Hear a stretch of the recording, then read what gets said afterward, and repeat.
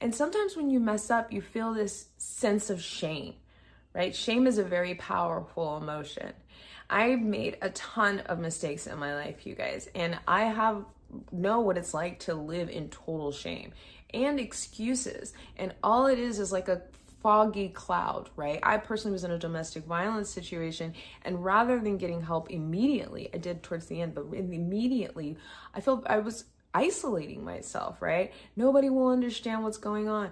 And all it did was create a spiral of negativity, shame. And you don't have to block your blessings, guys, all right? Drowning yourself in sorrows will consume you. Drowning yourself in pity will consume you. You are stronger than that. Remember that shame is the devil trying to block your blessings. I remember I was at church one day and my pastor gave this sermon and it was so powerful. And he was talking about shame.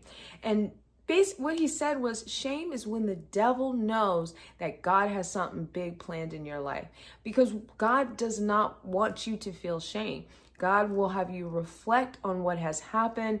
You know, you pray for help and forgiveness and you can learn from that. But God does not want you to feel shame.